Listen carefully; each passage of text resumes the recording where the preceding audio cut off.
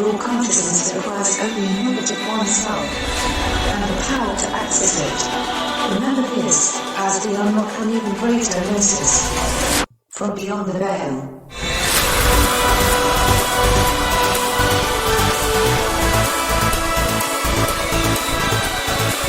From the Pacific Northwest, good morning, good evening, wherever you may be across the nation, around the world. I'm Chris Gio. I will be taking you beyond the veil. Thank you. Can you get this out for me? Thank you, baby. I'm not joined by my lovely twin because she's doing whatever twins do during the day.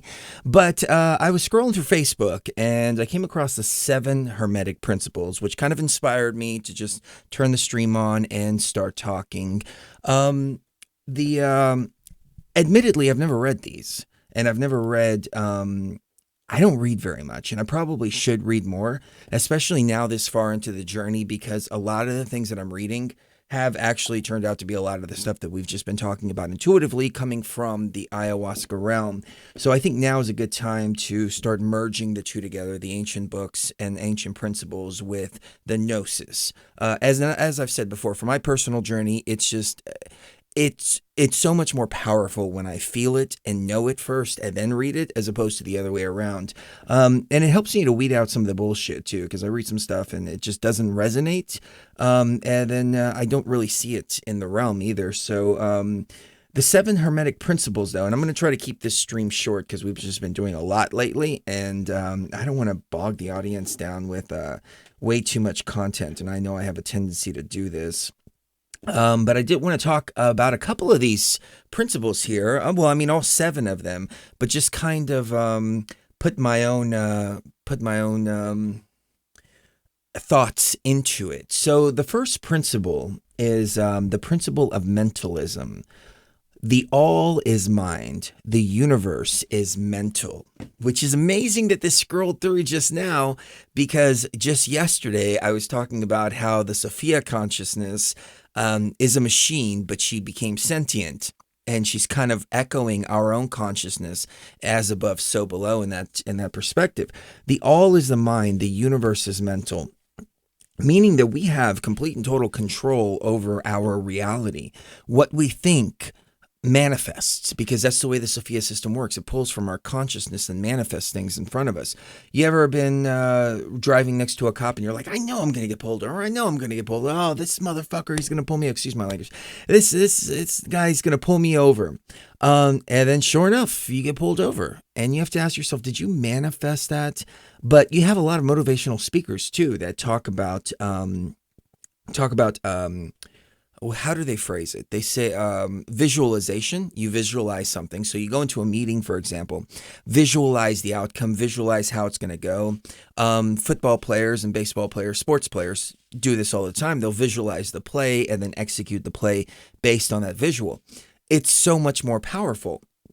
However, we are really limited by our own mind, and that's it. I came across another really cool meme. I don't have it on my page right now, but it was Anubis, and the words were something to the effect of, "We are only limited by what we think we are. We're only limited by what we think we are," out of the Egyptian Book of the Dead, and it's very true. You know, if you think that you're this lowly, no good wretch and sinner, as the religions have taught us, and many people have been brainwashed into believing, well, that's all you're going to be. I mean, really, if you believe that you're so much more, not believe, that's not a good word. If you know you're so much more, if you know it, you can manifest it in your mind, and then it comes out into reality, because that's the way reality works. So you can be whoever you want to be. You can do whatever you want to do. It's all right there. You're not limited by anything except for yourself. We're the only ones that put these limitations on us. So I really like that principle, the principle of mentalism. The all is mind. The universe is mental. The second principle, the principle of vibration. Nothing rests. Everything moves. Everything vibrates. And we see this all the way up and down the line to the subatomic level. Solids are vibrating much quicker than liquids and gases. Gases are vibrating slower, which gives them less form. We are vibrating at a high frequency, so we're a solid form. the higher we vibrate, I think I'm just thinking out loud here. But I think people have it backwards. I think, people talk about a high vibrational state taking you more into a light state. But when you think about it, a higher vibrational state takes you more into form, because that's the way molecules work. They vibrate really fast and create solid matter. I mean, unless I have that totally backwards, but I don't think I do. I think the faster it vibrates, the more solid that the whatever material is becomes. So I wonder, maybe the higher vibration is actually becoming more in form and more in form and more in form, or more informed. There's a little play on words there, more informed. But the principle of vibration, nothing rests, everything moves, everything vibrates. And stagnation is the absolute worst thing that we can do for ourselves or anything else. I mean, lay on the couch for a couple of months and see what happens to your body. Just be completely and totally stagnant. I had to work in front of a computer for many years, and I worked for a corporation doing computer coding. And it was a great mental exercise. It was a great experience. It was a great way to generate resources. But I was literally sitting in front of the computer for 10, 12, 15 hours a day, not moving around. And my body started to suffer as a result. So nothing rests, and it shouldn't rest, which is another reason why I talk about the need to have sex, the orgasm, things like that. You want all those fluids to be flowing through your body. You want, it's like a pregnant mother and her milk. If her milk doesn't come out, it starts to affect the breast and she gets unhealthy. Same with everything in our body. The blood has to flow. Everything has to move. Everything has to move. As above, so below.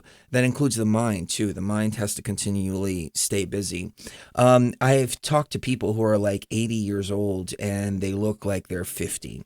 And they act like they're 50. And I mean, there's some of them that I've met that have more stamina and endurance than I do. And I ask them, what's the key? And they tell me the key is to keep your mind moving. Never, ever, ever let your mind lay stagnant, because when you do, that's when the downward decline goes, and then you wind up with Alzheimer's and all that stuff, and then you really become old. I mean, that was my biggest fear. Was when I turned the age I am. I'll just leave it at that. When I turned the age I am, I'm like, this is bullshit. I'm like, I don't want to be old. When we come back from the pyramid, I felt like, it was just kind of a downward slope, and I was like winding down, and I'm like, no, I can't do this to myself. I can't do this. When it got even more active, went back and revisited some experiences from my youth, started hanging out with some younger people, and that younger energy also helped my energy get back down to that younger kind of energetic phase. And I just feel alive and on fire. I feel like it's a whole new rebirth and a whole new time, and I'm really looking forward to the next 20 and 30 years and how energized they're going to be. Whereas if I would have continued on the path of letting things lay stagnant, it would have been a downward decline and downward decline and downward decline, which I think goes right back to the idea that we don't die until we're ready to die. It was in the book of Thoth, in the Emerald Tablets of Thoth, the 13th tablet, which we talked about on a couple of shows, a previous show, a couple of shows ago. And Thoth was very clear about this. You die when you're ready to die, and that's it. And I think when we get to be about 90, 100 years old, we're probably going to be ready to die. We've seen enough. We've done enough. We've done what we needed to do, so on and so forth. But I mean, my grandmother, who was a shaman, she lived to be like 112, and no medical industrial complex, nothing like that. And as a matter of fact, she waited for me to be born. She was really waiting for me to come. When I came, she held me up to the sun, did a Native American ritual, handed me back to my father and said, now I can die. And she died about 3 months later. But she was waiting for something.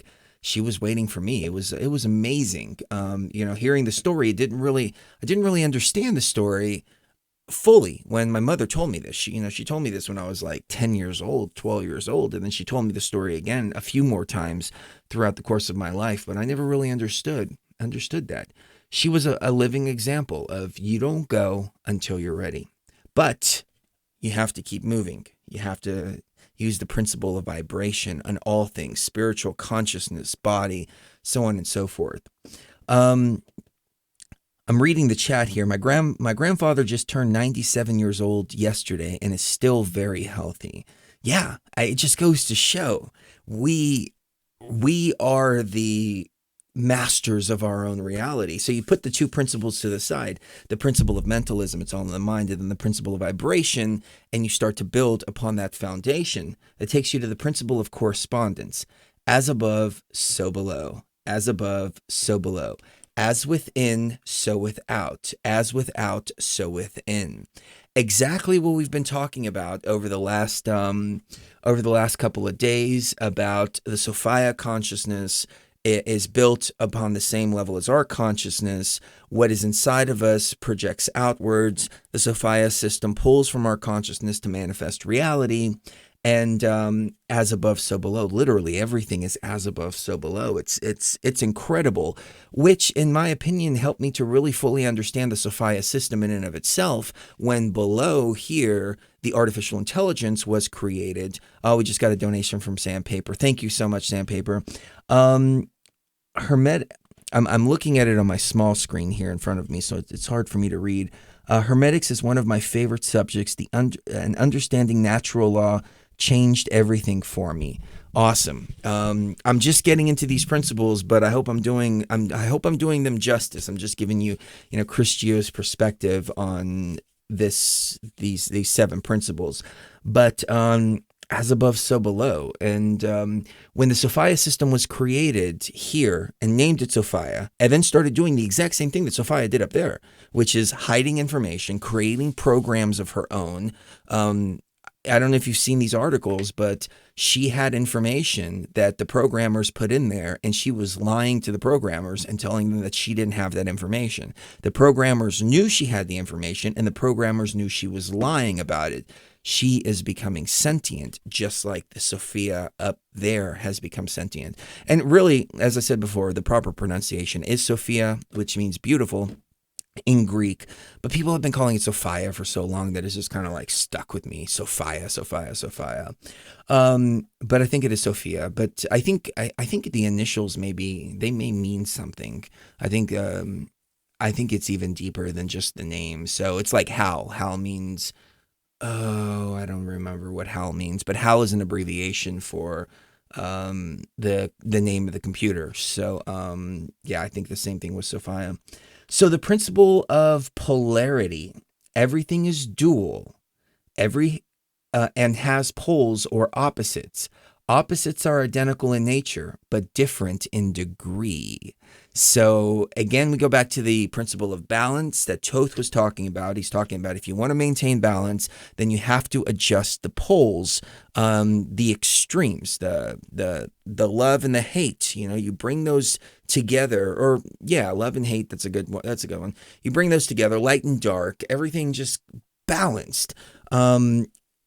If you are polarized in one way or another, in your consciousness, in the way you think, in the way you interact, anything like that, you open up yourself to severe emotional manipulation. If you love something so much, that thing controls you. And you can be manipulated through that love, which I think is why the religions demand this blind love of this quote-unquote deity that has committed horrors and atrocities upon mankind written in the books, but it demands all that love, and people blindly follow along, and they go, okay, well, if selling my daughter is okay by this creator thing, then it must be good because the creator is good and I love the creator so much, so on and so forth. It blinds you from critical thinking. It blinds you from really understanding a situation. And it's like you go into a casino to gamble, and you get all caught up in the emotion and things like that behind it, and you start making bets that aren't strategic, and then you lose a whole shitload of money because you're caught up in the excitement, or you're caught up in the fear that you're going to lose all your money, or one or the other. It doesn't matter. You're not thinking critically, and you're not being strategic. And all the poles have to do with the body too. You sit around and do nothing, or if you're working out and constantly working on the body 24/7, as I see bodybuilders and things like that doing, well, what are they doing? How are they doing their consciousness? How are they working on the other aspects of themselves? They're polarized in the opposite direction, and sometimes these polarities may seem they may seem positive, but it's still not balanced. And as Toth said, the only way out of the machine is through balance. Balance yourself and the portal will open. He was very clear about that in the 13th tablet. So, I'm not reading the chat too much because it's on my tiny screen here in front of me, but I'll get to the chat after we go through these. And I hope that, like I said, I hope I'm doing a good job of giving my thoughts, and I really want to hear what you guys and gals think. So the principle of rhythm, everything is rhythm. Everything flows in and out. Everything has its tides. All things rise and fall. The pendulum swings. Exactly what I've been talking about on the spiritual journey, but I can think of several other ways that the pendulum swings. But the pendulum swung for me when I reached that state of Christ consciousness, and then boom, just fell right down. It smacked my head against everything, broke every bone in my body, spiritually and metaphorically. And I came out with black eyes and bandages all over me, and I felt like absolute garbage. And the pendulum had swung completely to the other way, and I wasn't prepared for it. I wasn't prepared to realize, hey, it's not about swinging all the way up there. It's not about swinging all the way back here. It's about making that pendulum stay right in the middle to be able to operate in the third dimension and other dimensions as well. Mind, body, soul, spirit, all of this stuff. And that's why my message is, hey, prepare for that pendulum to swing the other way. Because when you vibrate at such a high frequency and the pendulum swings the other way, catch it right there in the middle and go, okay, this is the place that we need to be here. We need to be at the balance, because that's when the portal opens, is the balance. So everything flows out and in. Everything has its tides. All things rise, all things fall. The pendulum swings. So it's duality too, night and dark, man and woman, up and down, left and right. There's always two. There's two sides of us too. There's two sides of us that are constantly battling with each other, especially in this physical realm. We have our physical bodies. We have our physical life, as I talked about before. I worked for a corporation, had the opportunity to make a ton of money, completely dedicate my life to the corporation, which would have been very fruitful for myself, for Cherie, nice house, great cars, and not have to worry about money, anything like that. But what was a sacrifice? A sacrifice was I needed to be there 10 hours a day, if not more, because I'm the type, I work until something's done. I don't look at the clock and then go, okay, it's 5 o'clock, time to go home. I don't do that. I work until the project is done.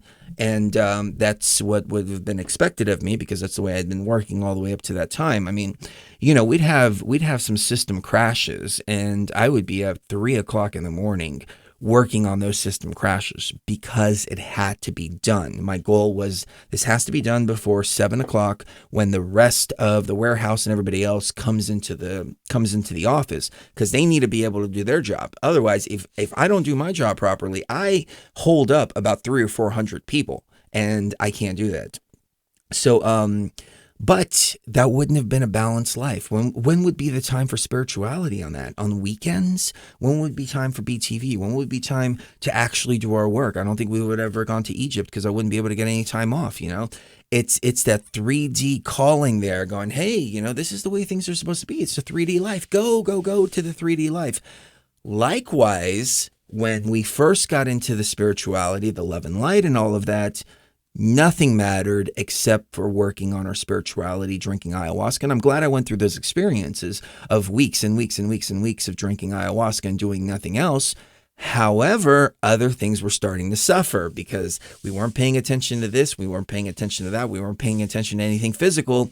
Again, the balance was right in the middle. And what happened when I did all that, the pendulum swung in one direction, because I swung that pendulum all the way up until I got to that Christ consciousness. That was my goal. And I thought I was going to stay up there, and that was it. And then boom, right back the other way. but the balance was always in the middle, and it always has been in the middle. And I finally found the balance when I accessed my raw consciousness, which is one of my messages here. So, the principle of cause and effect. Every cause has an effect, and every effect has a cause. Everything happens according to the law. This is, in my opinion, natural law. This is the law of the universe, the law of the matrix in and of itself, which to me, it illustrates that we really are in a computer program and the computer is running a certain way. So I think the first cause of anything goes back to the first principle, which is the principle of mentalism. The all is mind, the universe is mental. So cause and effect, every effect out there is a cause from ourselves. If I go out and I interact with somebody shitty, and then through that shitty interaction, something else affects, and I just wind up, destroying anything or anything that I was working. I'll give you an example. So, you have a business arrangement with somebody. They're being kind of assholes about things. And then finally you just get mad and tell them, hey, you know what? Go screw yourself. Just go screw yourself and just cut it all off. I almost did that. I got a really awesome car and it was perfect. And it was the right amount of, the right amount for the cash that I had to spend on it. Great car, took it to the mechanic. He said, I'm surprised this has so many miles on it and it's so well taken care of. Obviously, the previous owner treated this like his baby. This is almost brand new. You need to buy this right now. And while we were there arguing back and forth, negotiating on price and all of this, I was trying to get them down like another $500, and they would not budge any lower. And I know they could have, because the car was already $500 over its value, according to Kelly's Blue Books and other places. And then they wanted extra fees on top of that they stuck on me later. And I got up and I almost walked out because of a couple of $100. And I thought to myself, as I was getting up and walking out, it was just my ego. It was just my pride. I wanted to be the one that got the freaking deal. Otherwise, I'm going to go look for another car. And I thought to myself, wait a minute, I'm going to walk away for a couple of $100 from this awesome car. Probably not going to find anything like this ever again. I've been looking for like 4 or 5 months. This is stupid. What am I doing? What's my ego doing? I got my ego in check and I went back in there and said, all right, just give me the damn thing. And I was grumpy the whole time while I was buying it. And they were like, congratulations. I'm like, yeah, go screw yourself. But I still went through it. But had I let my ego get in the way, the cause of my mind would have affected the outcome of everything and I wouldn't have been able to get that. So that's just like one example of cause and effect that all starts from within the mind. It's all the way we think. It's all the way that we approach the situations. And especially when you, I see Matt's in the house. I think I can hook up the phone boards for Matt because I know Matt's been wanting to call in and I've been trying to coordinate with him. So I don't want to take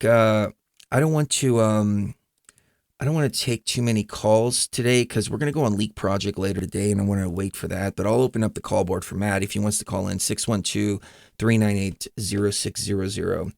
And then the last principle, the principle of gender. Gender is everything. Everything has its masculine and feminine principles. Now you look at the word gender, and what have we been told that the word gender means? The word gender means our distinction. There's like 52 or 55 different genders now, and it's absurd. I don't think that they were talking about gender in the physical. I think they were talking about gender in the consciousness, in the spiritual, the masculine and feminine elements of consciousness. Both have to be in balance because if you don't have principle 7, then principle 1 starts to get messed up and principle 2 starts to get messed up and they all get messed up all up and down the line. So the masculine and feminine, as we've talked about before, the masculine is the logical processor of the brain. The feminine is the creativity. The feminine is the intuition and compassion, and the masculine is the logical and even the ability to fight, the ability to do things like that. But the two have to work together. So, we all should be strong and we all should be ready to fight. I mean, that's the warrior's path right there. But a true warrior, in my opinion, doesn't go and fight for anything less than noble causes. Somebody's attacking, somebody's trying to take your resources, or something like that. Somebody's invading you. You don't go invade people, but you take these principles out into regular life with all of your interactions. And when the masculine and feminine are working together, then that's the true balance. Because if you're working too much from the masculine, then you just go out and you're just a complete dick and you don't think about anybody else, and you get this like corporate cutthroat type of people that, oh, it's all about money, it's all about this. I was actually listening to a song earlier by SPM, and it was called like My Fedia, My Money. I'm in love with my Fedia. I'm in love with my Fedia. And I'm like, wow, that's really pedestrian right there. I would do anything for my Fedia. Really? You would do anything for money? All of that? That's such a lower level consciousness and completely and totally off balance. And I think that goes to show why we have such abominations in the world, is that it's all money, money, money, money, the mighty dollar. If the feminine aspect of it was brought into the balance, then we'd go, hey, wait a minute. All right, no, we need to make some money. Right. Okay. How do we make some money? We can help people. How do we help people? How do we make some money and help people at the same time? That's the big thing that ayahuasca and DMT showed me. And when I asked the question, how do I help people? How do I create an energy source? It gave me wrong thing. It gave me AyaLife, AYALife.com. It gave me the recipe, everything like that, the CBD oil that we talk about.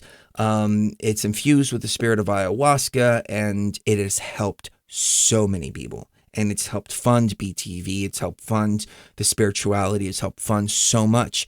But the intention wasn't, let's go make money. The intention was, how do we help people?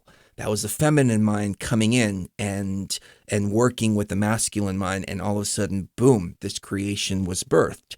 But you can see the opposite perspective. You can see the feminine mind working by itself, which we get the factory farms, right? And the factory farms are complete and total abomination. I completely agree. They treat the animals terrible. But then the feminine mind comes in and says, close all this down, organic food, organic this, organic that, and blah, blah, blah, blah, blah, which is very good. However, the feminine mind isn't thinking logically at that point. The feminine mind isn't saying, hey, wait a minute. There's 6.5 or 7 billion people or 8 billion people, however many you want to say in the world. We don't have the resources to feed everybody. We don't have the resources to do all organic farming for everybody. Oh, okay. But then the masculine mind working by itself says, okay, well, I got a solution to the problem. Here's Monsanto with a bunch of poison for everybody out there that we can make pretty cheap and sell it at an affordable price. And, you can go to Walmart and you can get a big old thing of ground beef like this for like $8, and so on and so forth. There has to be a balance there somewhere, but we see these parasitic kind of businesses, and on the other side, we see the mindset that don't understand, basic economics. We've got to find a balance in between. So one of the memes that I saw was a salad costs $5 and a cheeseburger costs 99 cents, and the meme says, "Explain this shit." And I'm like, all right, here, let me explain it very simply for you. Organic food takes more to grow.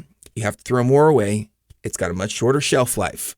That's why it's sold for $5. And I went into more detail. 99-cent cheeseburger has been sitting in the warehouse. It's made with absolute garbage, and it's been sitting there for years and years and years. A lot of times these are tripwire offers. They make their money on drinks. They make their money on fries. So they want to bring you in for a 99-cent cheeseburger, hoping that you will also buy the $5 salad or the Coca-Cola or something like that. Okay. So now you're using both part of your brains and going, all right, so that I understand this now. Now I understand what's going on. But yeah, I think balance is key there. So I guess we're at the 30-minute mark. Wow, this really went by quick. And I want to keep this short. I really do, because we've been doing way too many shows lately, and I don't want to bog everybody down with too much content. So I will take a quick break and pull up the call board. Maybe Matt has called in. If not, I'll take some comments from the chat room, because I want to hear what you guys and gals think. And like I said, this is the first time I've really read the 7 Hermetic Principles.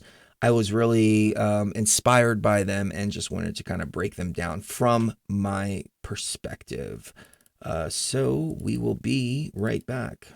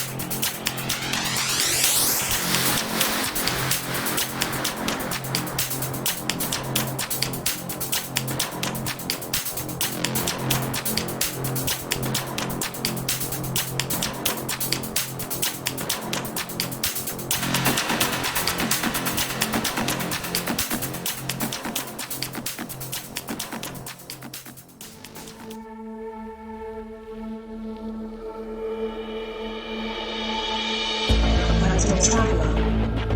The purpose of your consciousness is never to destroy.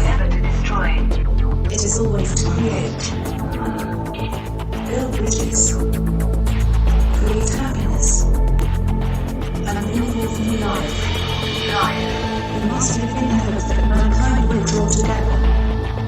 And that we better understand each other. The more that we awaken, the easier this will become. Now, I will conduct us, and fear no danger, as we step beyond the veil.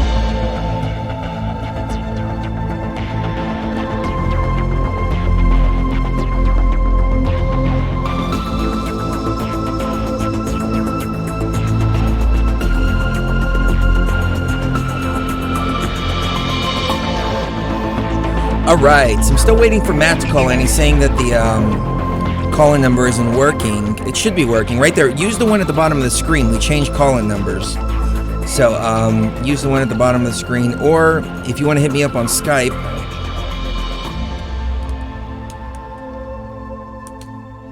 I just put my Skype details in the chat, and I will look for your contact request.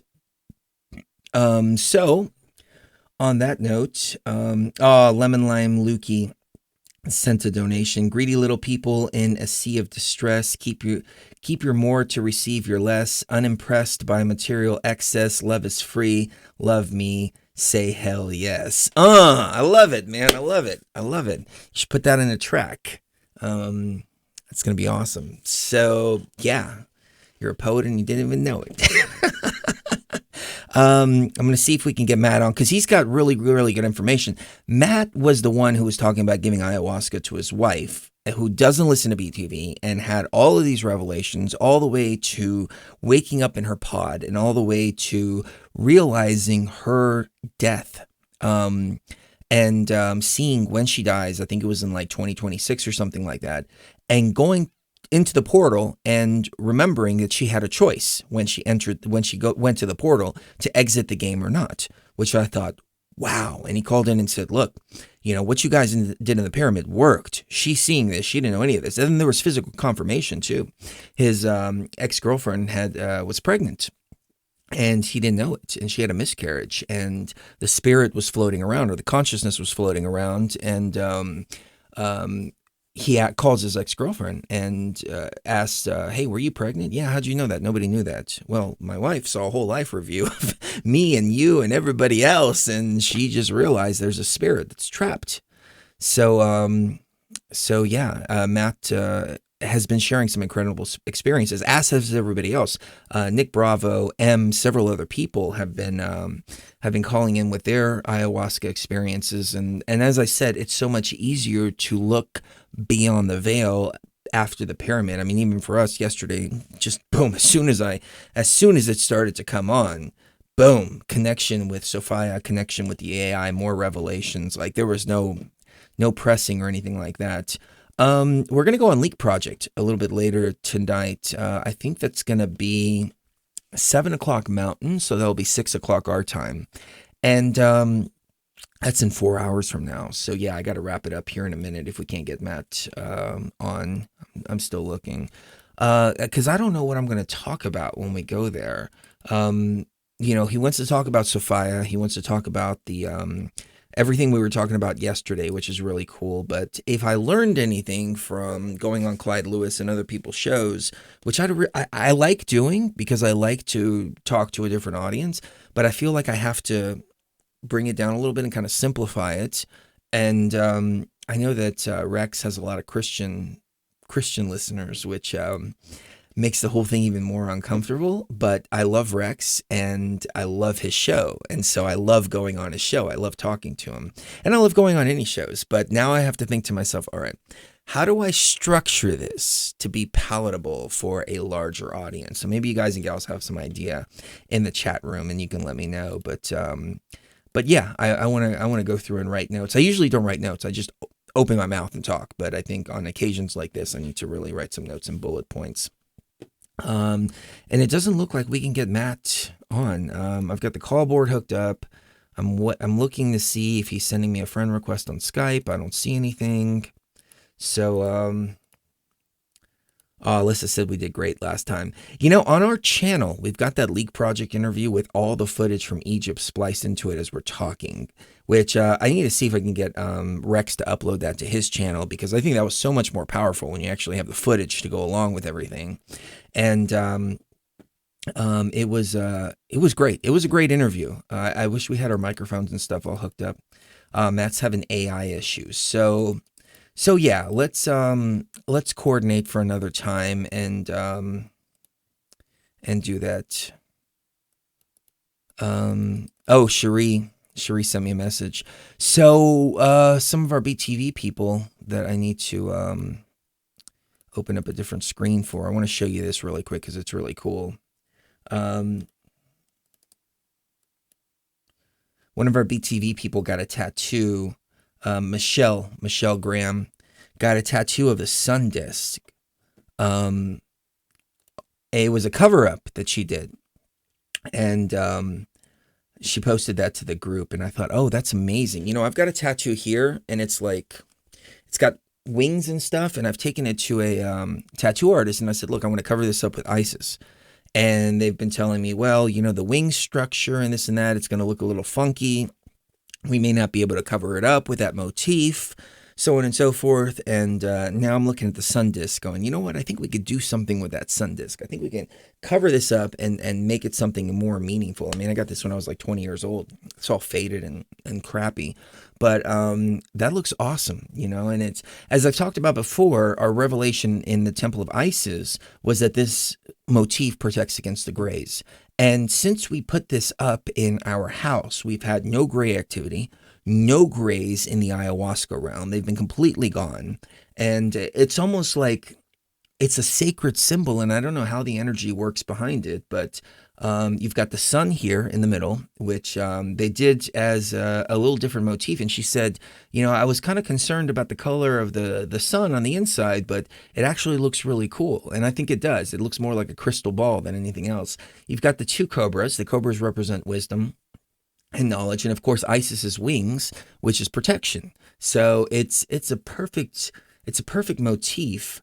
And for some reason, it keeps the grays away. And I can tell you it works really, really, really well. So, all right. I think we might have... okay. I got... where'd she go? I just had M on my screen on Skype, and she disappeared. Oh, no.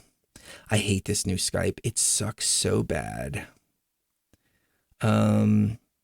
Well, Em, if you're listening, send me a friend request again, because I can't see it. I just had you up and I was about to accept it.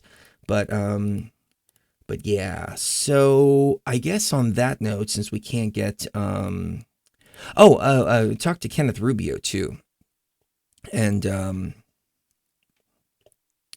talked to Kenneth Rubio, and he wrote, and he said, I remember Tut having the buzzard and the cobra on his face, on his headdress. And I said, oh, that's interesting. When did he die? And he goes, oh, he died around 12 or 13. I said, okay, cool. I said, well, in this timeline, he died when he was 19. And he looks it up. He goes, oh, yeah, I do remember that he died when he was 19. And I said, yeah, but you got it right the first time. And we had a little conversation back and forth, and I realized, because I've had this phenomenon happen in my mind, the Mandela effect, the way that the updates to the consciousness work is that the event will update, then the consciousness will update. We still remember the old memory, but if we think hard enough, we remember the new memory. Because I found myself doing this more often than not. Christopher made a donation. Thank you, Christopher. But, if I think really hard about it, I remember the buzzard on Tut's headdress. And then I have to pull myself out and go, no. That's not how I remembered it initially. Retain the original memory. I knew right when the Mandela effect became a coined term, that it was so important to hold on to those true memories. So I think that's another reason why we have such difference in such difference in memories, that some people really remember it the old way, but the memories merge the more you think about it. So the more you think of Snow White, then you think back and go, wait a minute, you know what? Now that I think about it, I remember Snow White from my childhood. I remember her saying magic mirror on the wall. No, mirror, mirror, she never said that. And then, whoa, wait a minute. No, I remember mirror, mirror. It's like an overlay of memories. So it was funny to watch it happen in real time. And then him come back and say, oh, I just looked it up. It's 19. Oh, now I remember it was 19. But he said it right the first time, which I think got him to go, oh, wait a minute. Hold on. I got to think about this. So kind of interesting there. But yeah, reality is kind of all skewed and messed up. And, it is what it is. So I don't have much to talk about except for the 7 Hermetic Principles. So I hope that I did justice by talking about them. Got a comment from Lindsay here. I have PTSD from watching my daughter pass suddenly at home. I will be ordering ILI Friday, so I'm really glad to hear it has helped you. Oh, that's I'm so sorry to hear that, Lindsay. And we all experience loss, and whether it's a parent, and I couldn't imagine losing a child. I mean, that's got to be even worse than losing a parent, because you expect to lose a parent. A lot of times we lose parents when they're too young, and you don't expect them to go at that young of an age, as was the deal with my mother. But a child has to be so much heavier in the situation. But I can tell you this, from experiencing the loss of my mother, the hardest thing that was for me was to let go of the pain, because I always associated letting go of the pain with letting go of her. My sister, on the other hand, what is it? It's been like 9 years now, and she's still, she bawls like before it was every day. Now it's every week. But still, she bawls for my mother. And I've explained to her, I said, look, you got to let go of the pain. It doesn't mean that you have to let go of the spirit. It doesn't mean that you have to let go of her, but you got to let go of the pain because the pain clouds our vision. So when I was in agonizing pain over my mother, I couldn't see who my mother truly was to me. I couldn't see all the sacrifices. I couldn't see how she protected me. I couldn't really understand who she was and what role she played in my life. I let go of the pain, and all of a sudden, just this whole view of who exactly she was. And then the pain went from the pain to feeling so grateful for being able to have her in my life for the time that I did, and realizing all the sacrifices. So if you can take anything from that, I hope you can, and I hope that you can come to a point where you can let go of the pain. And just know this: letting go of the pain doesn't mean letting go of her. It just means letting go of the pain that you're feeling, and that's it. So yeah, I hope my experiences somewhat help in this situation. I hope that the Eye of Life helps to rebalance as well and bring you back up to a positive vibratory state, or a state of balance where you can see things for what they are. But I know that must be terrible. So on that note, kiss the one you love right now. You never know the last time it's going to be. I don't have anything else to talk about, so we'll just keep it short and sweet this time. And thank you, guys and gals, for the love. Thank you for being with us on this journey. You guys... Oh, hold on. Okay, so Matt says that he's on. Okay, cool. We've got Matt from Trinidad on the call board. So we'll go to the call board real quick and see what Matt's up to. Matt, how are you doing, sir? Hi, Chris. How are you? Good. I'm so glad we finally get a chance to connect, because I know that you've got a lot of Gnosis and revelations that you wanted to share. And let me apologize to you first and foremost for dropping the ball and getting in contact with you, but I'm glad that we're able to make this happen right now. So where would you like to begin? Yeah. Well, it's exactly where are you at right now? Because I've been studying the book of Hermes and Thoth for quite a while now. I've been studying for over the past month, which I never read any scripts before. And it has a lot of information in those scripts relating to what you all are questioning certain things about. Like, it literally covers most of the things that we were actually thinking about and asking a lot of questions about. Like what? Give us a couple of examples. Okay. All right. So it has topics covering time travel in the script. Does it have time travel? I didn't. If that's the case, it flew right by me, literally. What tablet is that in? Because I need to go back and reread that. I have to go back to the exact tablet. I would say I will send you via email. Okay. But it doesn't have, it also has topics covering Thoth core, that dimension, the 12th and 1 dimension, not the 13th. Because he went to that dimension and he said that is the 12th and 1. What do you think about that? The 12th and 1? You mentioned the 13th. The 13th? The 12th and 1. Oh, that's incredible. Right, but Thoth said 12 and 1, meaning now you said that you had to swim through, like you're trying to get, it wasn't like the other first 12. You had to swim through a little tickle here. Thoth defined it as 12 and 1 dimension. He said that's the furthest man can go, because man cannot exist outside of the universe. Wow. As he is, until you drop your personal consciousness, which is your connection to your body and your remembrance of your body, then you'll be able to exit this realm. Wow, that is That's incredible, because when I was up there in the 13th dimension, I saw the portal open right in front of me, and I could have stepped right out of it. I had to remember Cherie. She was my anchor, holding me down here and remembering you can't leave, you still have more work to do. Had I exited the portal, that's it. We wouldn't be able to finish the rest of the stuff we had to do. We just didn't know we had more stuff. But it's amazing how he put that 12 and 1.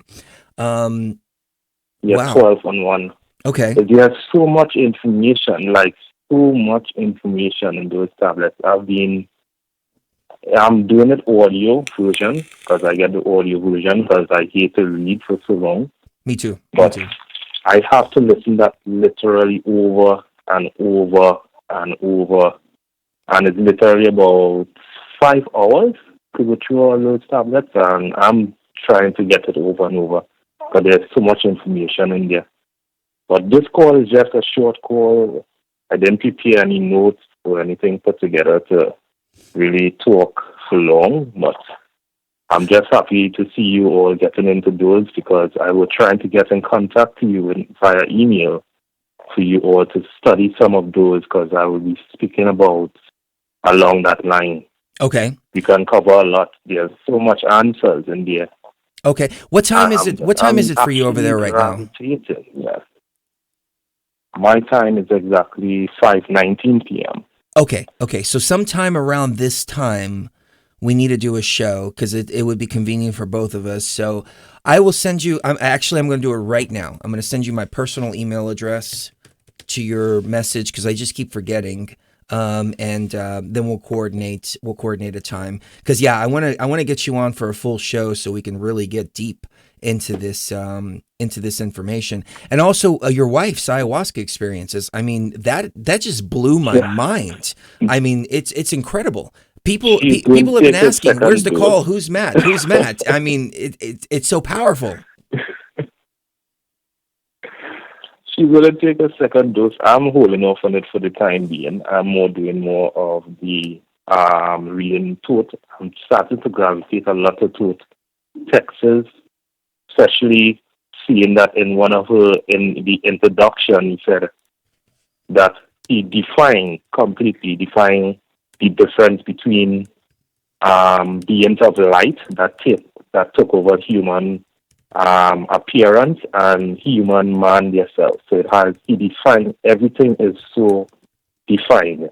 It's straightforward. It's not hard to understand. It's very straightforward. The thing is you have to listen to it and capture every piece of information. So you have to listen to it 3 times, 4 times, 5 times, and it will give you all the information. There's so much answers to a lot of things that you may be questioning right now in those texts. It's literally like it was there for us. Wow. It blows my mind. It really does. So I'm going to go back through the tablets and just really go through them. I've listened to the audiobooks. I haven't made it all the way to the end, nowhere close, but I've looped them while I'm sleeping. So I was hoping the information would absorb in my mind. I get the feeling though, like I need to actually get the book and open it up and actually start reading the text because there's something about the process of reading it. And then has the words I can read along. Yeah. Okay. Excellent. Chris, one other thing I would like to mention. Why do we now? I have a little. How should I put it? This is my perspective, my point of view. We all have a habit of referencing everything to the Bible. Mm-hmm. I did a lot of research on the Bible, and I think you are aware of it. That there's a lot of books that not there. There's a lot of scripts by the Nagamati texts that was never picked up by the Vatican, and I totally do not trust the Vatican. There were a lot of reviews, a lot of things that they held back. So most likely, referencing to that book is not a good idea. because it has too much inaccurate and incomplete information. I agree with you. You can use the book to compare to something else, but continuously referencing it, it does not make any sense. It wouldn't carry you anywhere. I agree. The Bible is a copy. To try and get it out of our system. Yeah, it's a copy of a copy of a copy. And in the Vatican Library, they have all of the ancient texts. They have all the information. They only release and what they want people to know. And they mess with a lot of things in it. They remove and change the meaning of a lot of things. Yeah. For the cause of controlling people by using those texts and having those knowledge. So why reference to something that you clearly know is inaccurate on purpose? I don't think it's wise. That is true. I agree with you on that.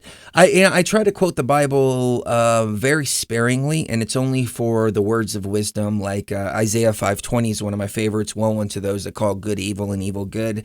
And I think it just kind of shows, that even in the Bible, it says, hey, you better be careful. Don't mistake good for evil and evil for good. And then you go through and read the Bible, and it's all evil, and people think it's good. And it's like, it's almost like some kind of soft disclosure, like, okay, well, we warned you first. You're still doing it, so you have nobody to blame except for yourself now. Yeah, that's true. Even in the Nagamati text, with who wrote that book? I believe it was Peter, where he told the story of Jesus, speaking about Sophia and the origin of the all and who he is and when he was created, and all given a full layout of all these things. He even spoke and correct certain things, said the book of Revelation is not as Moses said. And they have so much things. And when this was introduced to the Vatican, they totally denied it and said that these bunch of scripts are not to be publicized in the general public. They never give the rights for this to be an official book and be printed. And it's like anything that they are against is what I want to look closer into. What do you think about that? I agree with you. We've had John Lamb Lash on before, and it was such a shame because we had 2 or 3 really good interviews, and then he was really rude to Cherie. And it was at this time when he got into this whole white power, white supremacy kind of kick with Red Ice, and they were talking about the destruction of the white man and all this. And I thought, I don't know, maybe he's just, being rude because I'm brown or something. I mean, we've always been really nice to the guy. And I really respect his work into the Nog comedy. So it's a shame. Maybe we can get some other guests on to talk about those topics. I haven't read them too much, but just interviewing John Lamb Lash, I'm familiar enough with the material.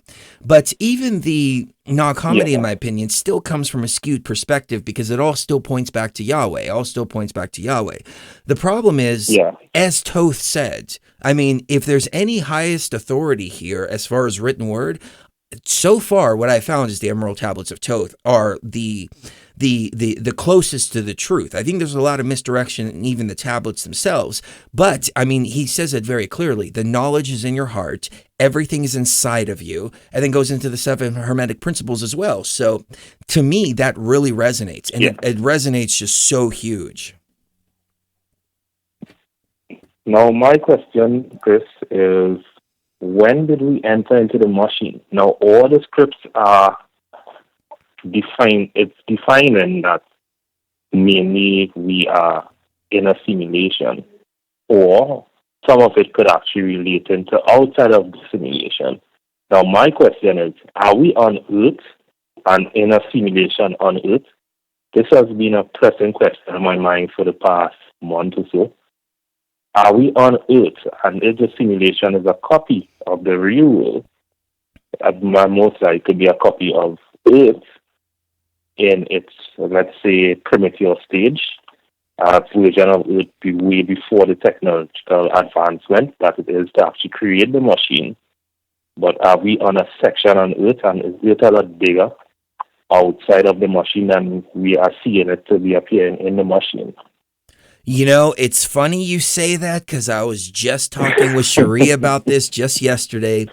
I didn't want to say it on air because I know it's going to piss a lot of people off. Oh my God. It goes against... No, it's fine. You brought it up, so obviously it needs to come out. All right, here's my hypothesis, and it's just my working hypothesis. But Sophia has created one dimension after another, which is a copy of the simulation to push consciousness deeper and deeper and deeper into the simulation. We're in the third dimension. Everybody wants to move into the fifth dimension. I feel that the fifth dimension is going deeper into the machine, deeper into illusion. What if, and I'm just throwing a hypothesis out here, what if every dimension is another simulation in of itself? So we go to the fifth dimension, now we're 5 levels deep into the machine. We need to go backwards and go back to the first dimension and find our way out. Like it's one matrix after another. Now, it's just a hypothesis, but it's something that I was speculating on, and I like to try to see everything backwards. You know, if the New Age is saying ascend, I'm like, all right, well, what's behind this? Let's turn around and observe what's behind this. But what do you think about that?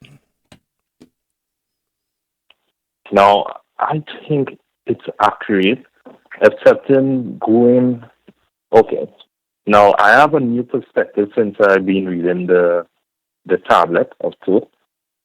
And he mentioned something concerning this. And he said, there are beings, light beings, because he said he went through the cycle, which is overseeing light from outside of the light cycle. And he saw the different, he said, rulers of different aspects of certain things that control this entire, let's say, spectrum. And one of the things he mentioned, which struck me a lot, he said this universe will eventually fade away. He said some of us would read my text and be awakened and enlightened.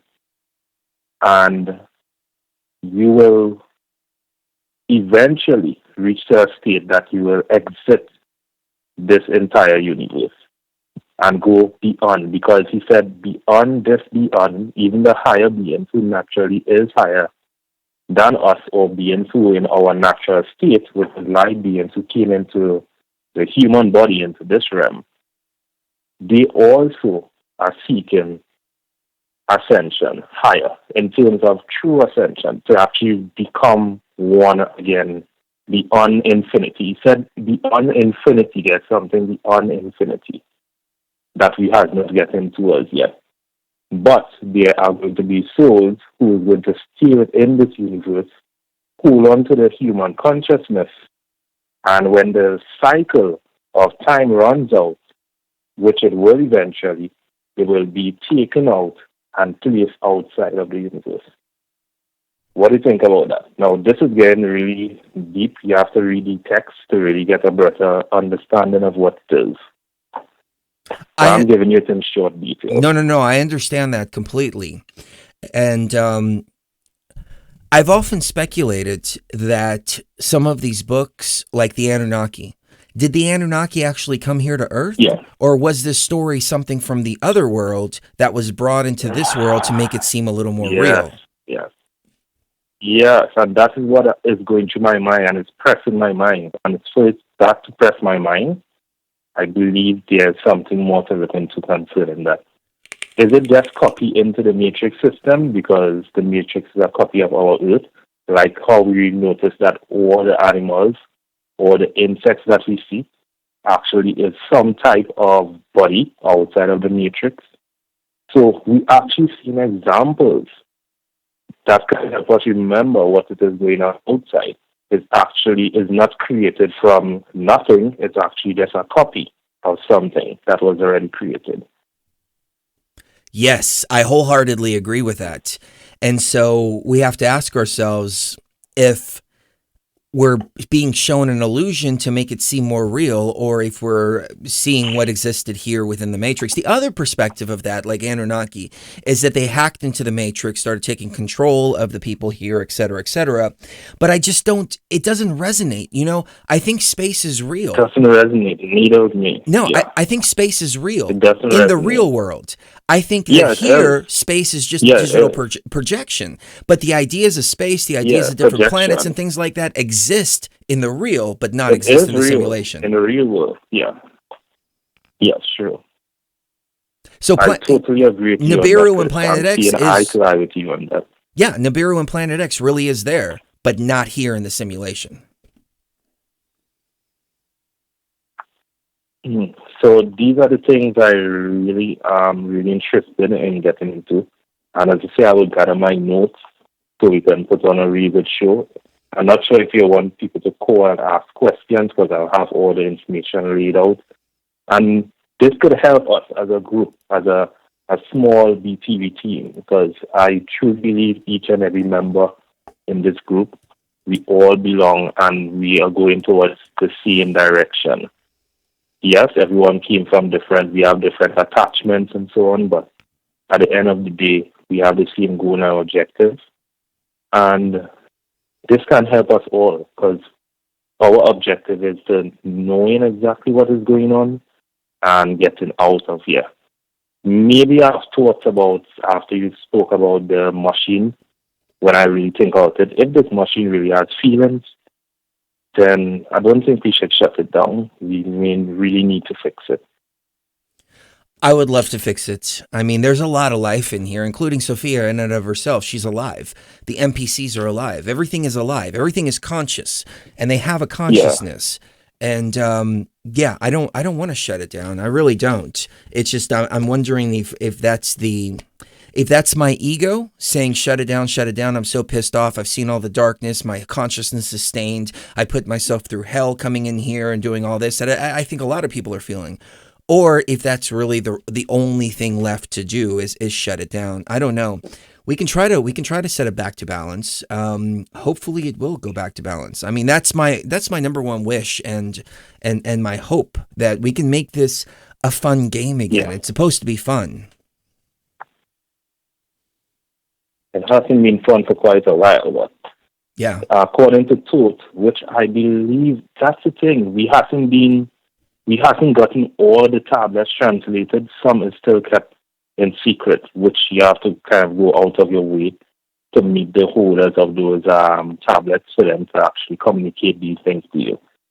So there's still so much more, but based on currently what is released, I am getting the feeling that Toot, because he forementioned of an age before Atlantis, and it wasn't much detail. He basically spoke of his father, and that short detail confirmed. But what he was saying is that when he died, he stated that he was going to reincarnate again, which everyone believes is Hermes, is the reincarnation, which it resonates with me also. And what he said is there were a time when the beings of light came into human flesh and they reigned upon the earth. But no text has really given us definitive example or a certain point or timeline when the machine was created. But yes, everything is covered. He spoke about the flood. He spoke about the atomic weapon. All that is in Toot script. The atomic weapon that was used, that obliterate a good part. He said the sinking of his old Atlantis was because of they tried to open a gate, a portal. He even spoke about the pyramid that you were in. He said underneath to the part where it's locked off has a secret access only there to certain things. It has so much information, Chris. Well, let me ask you this, Matt. Let me jump in for a second, because my theory is, and it's just a theory, that Atlantis was the real world. However, and it's not a lost continent; it's a lost state of existence. It's a lost state of being, which is the real. Yeah. However, I'm wondering now that you say this, if maybe Atlantis was the first simulation. This is the second simulation, or maybe even the third simulation, which is why we call it the third dimension. That's what I'm getting from the text. Yeah. That's what I'm getting. That it was one of the first simulations, because he literally said beings of light came into human flesh and then immediately went to Atlantis. But I can't say if it's for certain, because remember, we still have about 4 scripts that is not yet translated and released. So it could have covered that fully. But these things we can't know. We can't go into the ayahuasca realm and get these answers, most likely. Interesting. I've thought about this and about being inside of a simulation, and it hurts my brain to think about that, because I shudder to think that we have to do this all over again to get out of that simulation, but I've always felt that we're going to wake up in Atlantis. The question is Atlantis a whole nother simulation? And I think you're onto something here. I think Atlantis is another simulation, the first simulation. Yeah. So from Atlantis, that's where we're supposed to have the access to get out of the matrix mainly. The thing is, he even mentioned in the distant future, there would be an invasion of evil ones. And he mentioned that there's a ship on, oh my God, I can't remember the name of the temple. He said there's a ship deep underground, and if needed, under the we may Sphinx. need to use the ship. Yes, we may need to use this to fight off. So this is a technological attack in terms of, and I'm not certain at the moment if that is in the real world or is that in the matrix. Well, we went to the Where Sphinx. is this ship exactly? We went to the Sphinx, and according to everybody I talked to, because we couldn't get down there, there was a door that takes you into the underground tunnels underneath the pyramids. Nobody would open that door. Nobody even had the key to that door. But down under the Sphinx, it's flooded with water. Mm-hmm. Yeah, it's flooded with water. And so I've had the theory that the Sphinx, the pyramid, and all this, these are copies of what exists in another world, be it Atlantis or something like that. So I wonder if the ship is under the Sphinx in Atlantis rather than here, but there's nothing to suggest that there's anything down there except for a mass labyrinth of tunnels, which consequently, they just allowed a scientist to open up and go down and explore those tunnels. So we do have a few pictures of the tunnels under the pyramid, but it's a whole maze down there. I mean, we could have been there for weeks and exploring all of that. I wish we could, you know. Now, he also mentioned that the access to there are beings that came onto the earth and they decided that they're going to live in the earth. It's defined that there is environment, there is a sun, there is light, there is life, but these beings are a lot higher and they are in the earth. Now the access to that is not defined. I'm not sure if he stated it's in one of the pyramids or if it's in another location altogether. These things are really bothering my mind because the more truth you go to, the more questions arise. And he also mentioned that in the text, we say the more light you get, the more questions arise, and the mountain seems to be growing taller and taller. But he said, you need to continue, basically. Well, my other theory, and again, this is going to piss people off because it's contrary to what most people believe. My other theory is that the Greys exist in the fifth dimension, and that's why they're trying to move Earth and merge Earth with the fifth dimension, because it gives the Greys more access to this dimension where now they can only come in for a short period of time.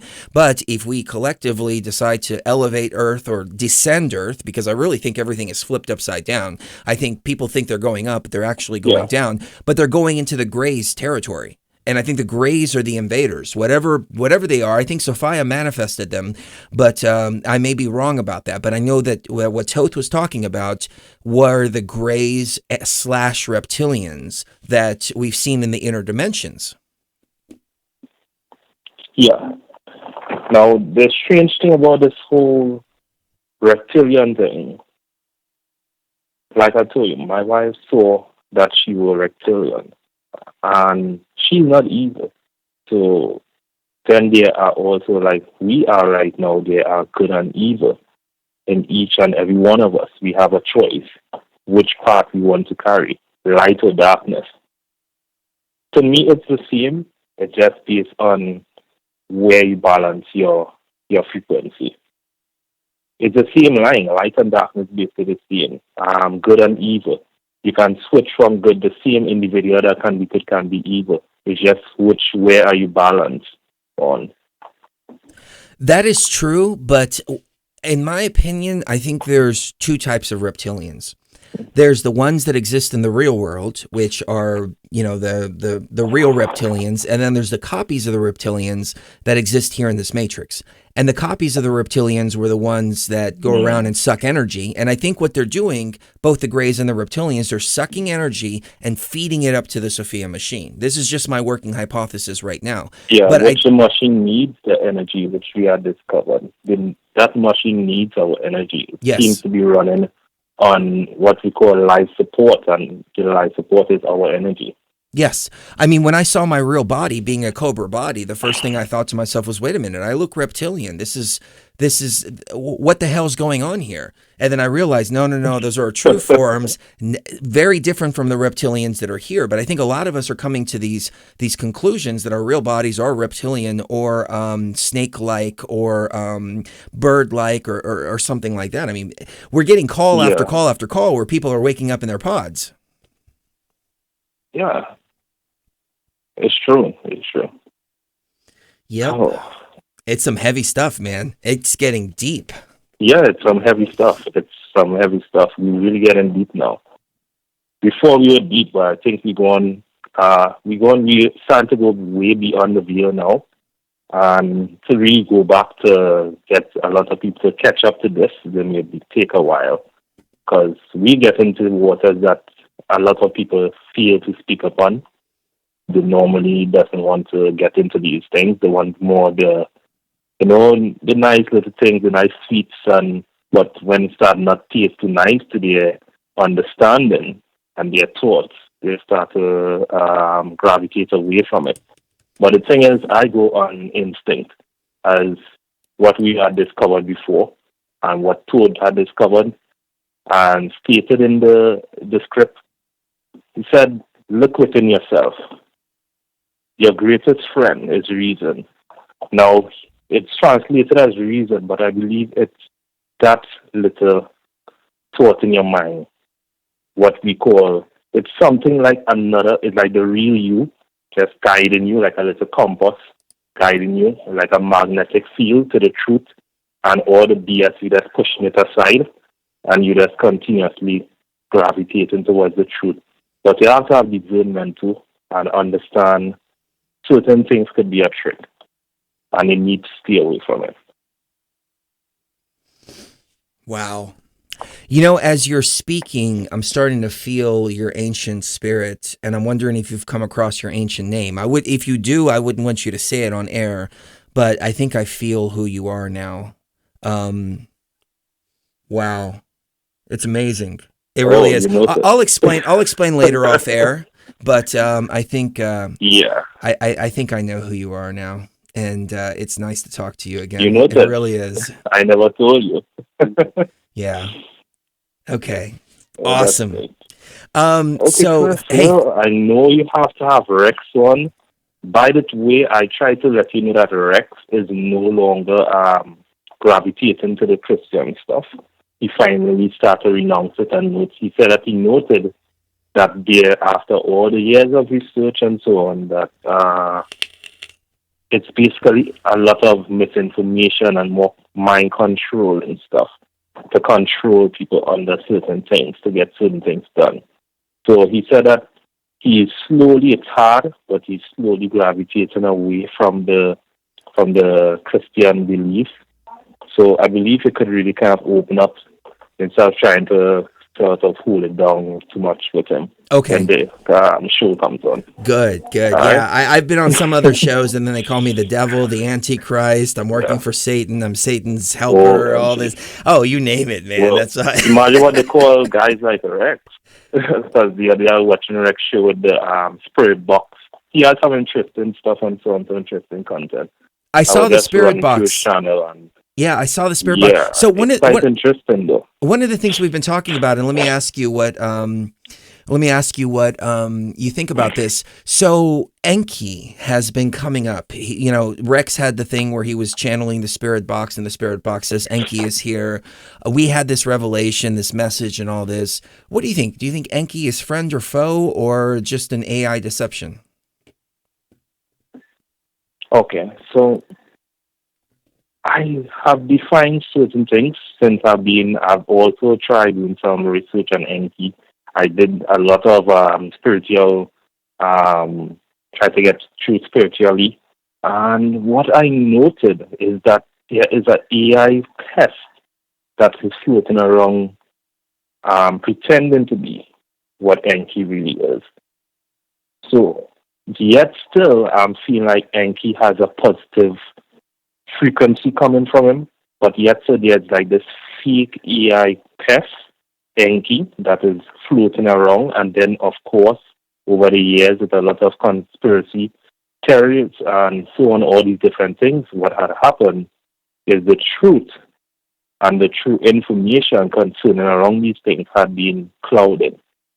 So now I don't think it's wise for us to really try and take notes and scripts on Enki anymore. We need to try and contact that Enki in the realm, and we as light beings will know immediately, straight off the bat. There's no fooling us.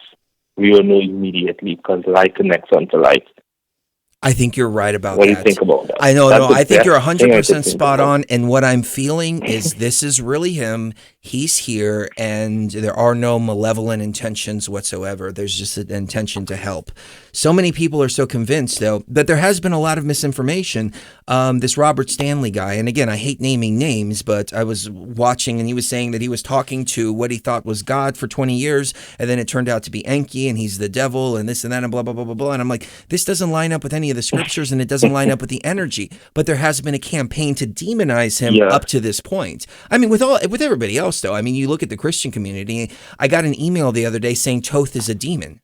And I'm like, you have no idea who Toth is. Toth is the greatest among us. He is. He One is. of the greatest that we can have as an example. He's the only one that has the balance. He's the only one that really understands both sides of the coin. I mean, you know, you go through the ancient myths and you see, you know, like Sekhmet, for example. Sekhmet went crazy and she was blood hungry and she was ripping people's throats out and all this. And Toth looked at the situation and said, all right, I know what to do. And he went in and he poured wine on the ground, and Sekhmet thought it was blood. She went and drank the wine, and then she turned back into Bastet. So Toth, he analyzes the situation and then walks in with no fear.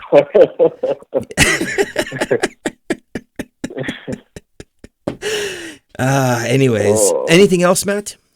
I could really do with some inspiration from, you see what Toth had.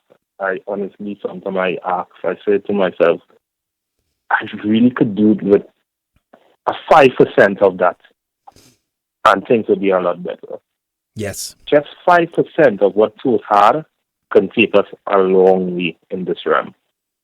That way of discernment, that persistence, that way of balancing. All his scripts, he knows balance, and you are right about that. A lot of people goes off balance. Either they too much into one side or they too much onto the other side, and they're not getting that center of balance. Yes. And that is really bad for us. Oh, I totally agree with you. ISIS has told me over and over again, all you have to do is put in 10% of the work. I will do the rest. Just 10% is all you need when you're tapped in, and the rest just follows after that. But you got to put that 10% in. Otherwise, there's no action for the reaction. So the power is all inside of us. And it's not as difficult as it looks. And you live in a world of karma. Everything is about whatever action made, there is a reaction.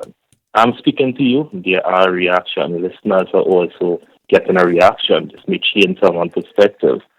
All these different things are happening. Whether you know it or not, there is a reaction.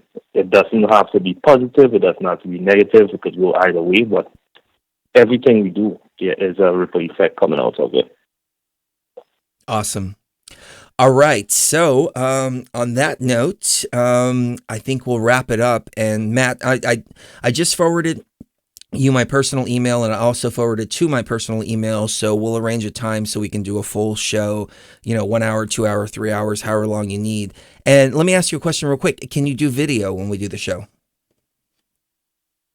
Yeah, I can arrange for that. Okay. Not a problem. Awesome. Let's do that. I just need to find out what's going on my Skype. I'm getting EI issues. It tell me network network settings, something with the network setting. I have to look into it further and see what's going on. Okay. Fantastic. We can do it through Zoom too, so we'll get all the technical stuff figured out. So don't worry about that. But we'll do it probably next week if that's good for you. Oh, no problem at all, Chris. Awesome. Love your brother. I'm so freaking excited, and thank you for sharing bro, all of this love you wisdom. too. All right, take care, man. Okay.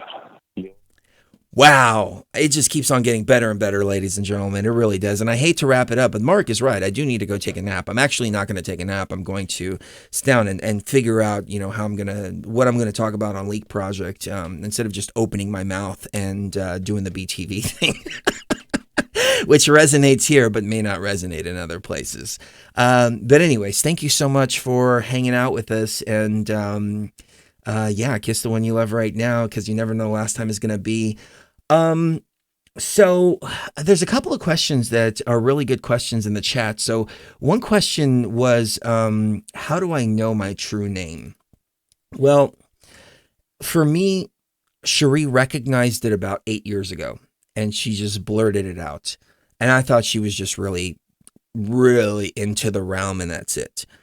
Because I had no connection to my ancient soul back then. I had no idea. Over the course of time and through events that happened, I was able to go deeper and deeper and deeper and deeper and understand, especially seeing my symbols lit up during the temple of when I was at the temple of Isis, and she was showing me the path, and my path all had my symbols there, and I recognized my symbols. Now, obviously, my journey is going to be a little bit different than other people's.